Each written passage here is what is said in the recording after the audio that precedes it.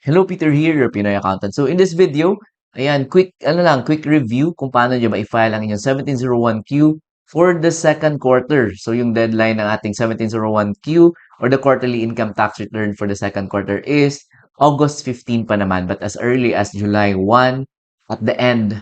Tapos mag-end ng ating quarter ng June, the following day actually pwede na kayo mag-file. So I highly recommend na as early as now mag-file na kayo so that maiwasan natin yung mga usual na errors na pwede natin ma-encounter kapag deadliner tayo, kagaya nung hindi tayo nakaka-receive ng income tax return receipt confirmation email. Ayan. So, yan yung madalas na problem because it could be nako-congest talaga yung network nung, for example, nung BIR. Kaya may errors, kumbaga. So, as early as now, mag-file na tayo. So, just a quick recap. Ano ba yung dapat natin gawin to come up with our income tax return? So, ito, kailangan natin i-summarize yung ating sales. So, just a reminder lang, yung in-issue nyo na invoice, ayan, dapat tugma doon sa naka-record sa inyong books. And at the same time, tugma din doon sa inyong income tax return na ifa-file. So, equal dapat din yung tatlo. So, second is, if may mga 2307 kayo, kailangan yung kunin yung hard copy. Ayan, and then, wag niyong kalimutan, mostly kasi nakakalimutan is kailangan pa ng e-submission. Kailangan natin yung data file, kailangan natin i-email kay BIR yon. So, kailangan natin gumamit ng ating, yung application ng BIR, the Alpha List Data Entry and Validation. So, yung iba nakakalimutan yan and nakaka-receive sila ng love letter from BIR na late na sila or hindi pa sila nakapag-submit ng kanilang data file or the e-submission data file for their alpha list, for their 2307. So, yan yung madalas nakakalimutan. And then, lastly, yung 2307 na PDF file, kailangan nyo din siyang i-scan. And I mean, yes, i-scan or the signed one. Kailangan nyo din i-attach because that is an attachment to your ITR. And you can attach that using the EAFS naman. So, PDF copy ng 2307. Ayan. And then the e-submission validation report, kailangan yung i-send yung PDF or i-attach using the EAFS. So may mga videos tayo niyan previously. So pwede nyo i-search or I can put the link doon sa ating description box. So ayan. And then summarize natin yung mga payments from the previous quarters. So what you can do is yung mga ating mga proof of payment, kaya yung sinasabi nga natin is we should always keep the proof of payment so that kagaya nito, we need to support or kailangan natin sa ating computation, di ba? So, kailangan natin yung proof of payment. For example, you are using Maya, ayan, or MyEG. In my case, yun yung gamit ko, is MyEG. So, I always keep yung ating payment receipt so that if we have if kailangan natin, we can pull out some mga files. So, ayan. So, I think we are good to go. So, ito yung mga sales natin. Sinummarize ko lang sa ating Excel. January, February, March, and the total. So, second quarter na tayo. Ayan. April, May, June, and the total for that quarter. So, just a quick recap. Ito yung invoice natin. For example, nung April 15, ayan, nakapag-issue tayo na sa ating direct client and the amount is 30,000. So, ito yung invoice natin na in-issue. So, yung nabanggit natin sa cash receipts journal ninyo. Ayan, April 15, ayan, dapat tugma yan. So, 30,000 din yung naka-record ninyo na as sales ninyo and yung cash na na-receive ninyo. So, if may creditable withholding tax, that is yung 2307 if applicable lang sa inyo. If, for example, under kayo ng agency, usually may CWT or 2307 na binibigay. And then, ayan. So, dapat equal lang yan. And then, let's proceed. So, ito yung ating sales for April, 60,000. Ayan. May, 65,000. And the June is 70,000. So, you can also double check that sa inyong cash receipts book or the cash receipts journal. Ayan. April natin, 60,000. May, 65,000. And June is 70,000. Ayan. And then, yun lang. Mostly, yun lang yung data na kailangan, the sales data. Because we are, 8% yung ating example for today's video. So, hindi natin kailangan yung mga expenses. So, just a quick computation ng ating income tax. Ayan, yung accumulated natin na sales for the 2026, that is for the first and the second quarter, is 343,000. Ayan, and then Pag 8% tayo, huwag natin kalimutan, the allowable reduction na 250,000. So that would give us a taxable income of 93,000. So yan na yung basis natin ng 8%. Multiply it by 8%. So yung ating income tax due is 7,440. And then ililess natin if ever we have mga tax credits and the payments from the previous quarters. So in example, may excess credits kayo ng 2025. Ayan. So you would put it there. The 2307, ayan, because these are considered as advance. It's like an advance payment of taxes na din, of your income tax. So, is-summarize natin, 2307, for example, wala tayo niyan. And then the tax payments, income tax payments natin from all the previous quarters for the taxable year na 2026. So this time, yung first quarter natin, if ever may mga income tax payment tayo nyon. So in our example, wala tayong income tax payment nung last quarter or the first quarter because hindi pa tayo nag-exceed ng 250,000. So yung income tax payable natin is 7,440 for our 1701Q second quarter. So from here, may data na tayo. So pwede natin ilipat doon sa EBIR form naman. So i-open natin yung ating EBIR form. So ito, na-open na natin yung ating EBIR form version 7.9.6.0. So again, input nyo lang yung profile niyo, yung profile nyo, you can double check dun sa certificate of registration ninyo. If this is your first time using this EBIR form. So lagay nyo lang yung TIN number ninyo or the TIN. Ayan. And then automatic na siyang niload yung previous profile because naka-save na to. So ayan, double check nyo lang yung taxpayer's name, ayan, registered address, the zip code, telephone number, the email. So dito na tayo, list of BIR forms. So 1701Q yung gagamitin natin. 1701Q and version 2018. Yung this is the latest actually, 2018. So i-click ninyo and then click nyo itong fill up. Okay. So ayan, mabilis lang siya nag-load. So i-zoom ko lang so that mas makita niyo yung details.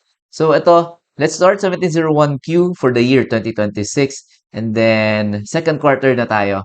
Amended return, no. So number of sheets attached, leave it 0 na lang. And then double check niyo lang yung background information niyo if tama lahat. The TIN, ayan, RDO code, and the taxpayer filer type. So in our example, ano tayo, professional. Ayan. And then the ATC, so ang example natin for today, income from profession, ayan, 8%. So double check niyo yung inyong first quarter because kung ano yung napili niyo doon, yun na yung gagamitin niyo all throughout the taxable year of 2026. So hindi kayo pwede mag change in the middle of the taxable year. So yung 1701Q na first quarter, for example, kayo graduated income tax rates. Ayan, so all throughout graduated income tax rate na kayo. So in our example, nag 8% tayo first quarter pa lang. So ayan. So next is ito, taxpayer's name, nakasulat na, registered address, the zip code, ayan, nandiyan na lahat. And then date of birth, ayan. Month, day, and then the year. And then the email address, ayan, double check na lang. Citizenship, ayan, Filipino.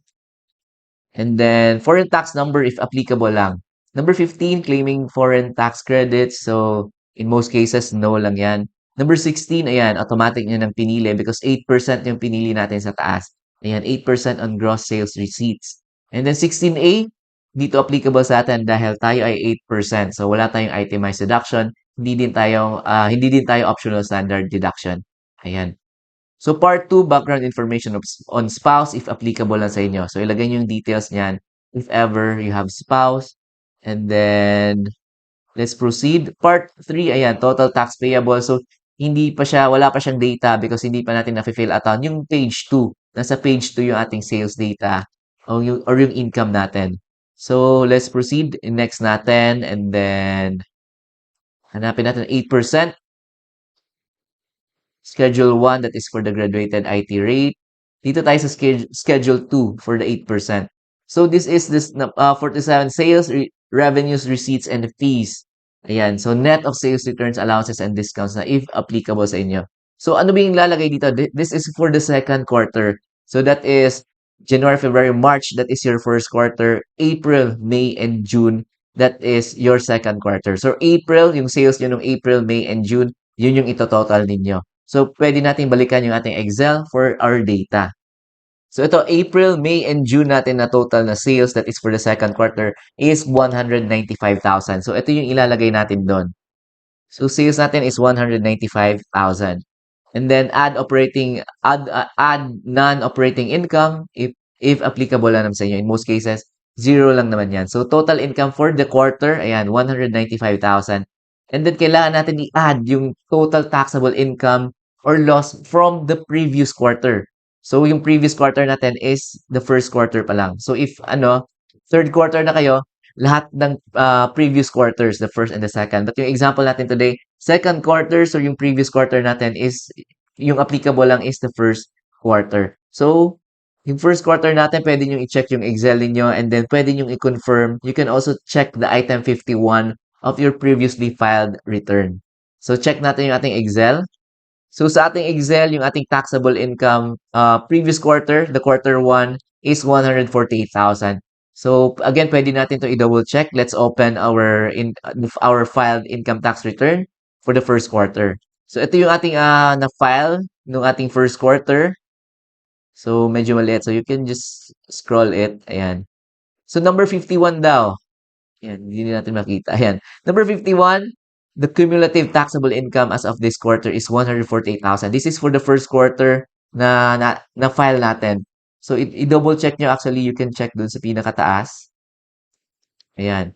So, this is 2026 and the first quarter. Again, tugma lang sila. The amount is 148,000 dito sa ating filed na income tax return. And pati sa ating Excel is 148,000. So, ito yung ilalagay natin doon sa ating EBIR form. So, number 50 dito, 148,000. Ayan. So, that would give us itong cumulative taxable income na 343,000. And then, ayan. So, 52, huwag natin kalimutan, we have allowable reduction. Given na purely doing business tayo or practice of profession. If you are employed, unfortunately, mixed income earner na kayo. So, wala na tong benefit na allowable reduction na 250,000. Ayan, so lagyan natin 250,000. So that would give us the taxable income less 250,000. That will give us the taxable income na 93,000. So yung tax due niyan, that is just the 8% ng 93,000. So that will give us 7,440. Ayan. So yan din yung na-compute natin if babalikan niyo yung ating tax computation sa ating Excel. 7,440. So dito na tayo sa Schedule 3, prior year's excess credits. So zero lang yan. So pwede nyong i-check if ever yung doon sa ating 2025 na annual income tax return, if may mga excess credits tayo na kini-carry forward if applicable lang. So i-double check nyo. So in our case, ayan, zero lang yung ating prior year's excess credits. And then tax payments for the previous quarter. So again, zero lang din yan. And then 57, creditable tax withheld for the previous quarter if applicable. So sa ating case, example, wala tayong 2307, so zero lang yan. And then creditable tax withheld or the 2307 for this quarter, zero lang din. And then tax paid in return previously filed if amended return, so hindi to applicable sa atin. Foreign tax credits, ayan, and the other tax credits usually zero lang yan. So yung total tax credits or payments natin is zero. So yung tax payable natin is still, ayan, 7,440 because wala naman tayong mga excess credits and wala din tayong previous payments. Ayan. So, ayan, Schedule 4, the penalties. So hindi pa to applicable sa atin because we are still within the deadline. So hindi pa beyond the deadline. Kapag beyond the deadline na kayo magpa-file, ayan, kailangan yung magpa-compute sa inyong RDO for the surcharge, interest, and the compromise. So again, file na tayo as early as now to avoid the penalties. Ayan. So balikan natin previous page. So ayan, may data na tayo sa total tax payable. Tax due, 7,440. And then, zero lang yung ating tax credits and payments. So, yung tax payable natin is 7,440. Wala pa tayong penalty, zero pa. So, our total amount payable, ayan, 7,440.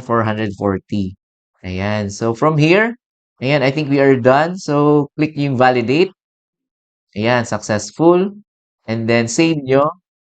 And then, print nyo din so that may PDF copies kayo nung final or yung final natin na 1701Q na sinubmit. Ayan.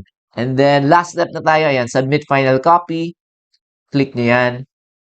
Ayan, ensure lang na may internet kayo. Otherwise, pag mahina yung internet ninyo, ayan. So, magiging failed yung ating pag-submit. So, ayan, are you sure you want to submit? Click nyo OK. And then, lalabas itong revised terms of service agreement. So, click nyo lang OK. So, pag click nyo yung OK, so dalawang scenario, submit successful or hindi successful yung ating pag-submit. Kapag hindi successful, ulitin lang natin yung step, yung submit final copy until such time na lalabas na yung submit successful. Ayan. So, ito, click natin OK. Ayan. So, ayan, submit successful subject to validation by BAR. So, a notification will be sent to your email. So, ayan. So, ito, actually, you can screenshot to because sometimes hindi natin na yung iba hindi nakaka-receive ng tax return receipt confirmation email. So, yung ginagawa is take a screenshot nito so that at least may other proof tayo na nakapag-submit tayo ng ating 1701Q. So, ayan. So, sa email naman, you will receive the tax return receipt confirmation email. And then from there, you can now pay. You can pay online. You can use Maya or MyEG. So may video example din tayo niyan on how you can use the Maya and or the MyEG. So ayan. So yun lang ating video for today. My name is Peter, your Pinoy accountant. If may mga tanong kayo, just comment down below. And if you would want to download, we have some mga templates. You can go to our website, www.pinoyaccountant.com/download. And if you would want to support our channel, again, you can go to our website, www.pinoyaccountant.com/donate. Ayan. Again, super thank you and I'll see you again in our next videos.